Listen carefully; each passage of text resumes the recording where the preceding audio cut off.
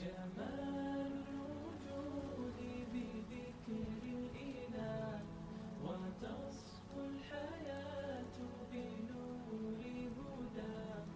جمال الوجود بذكر الإله، وتصفو الحياة بنور هدى. وتطلب نفس له طاعة، ويبلغ سعد إلى منتهى.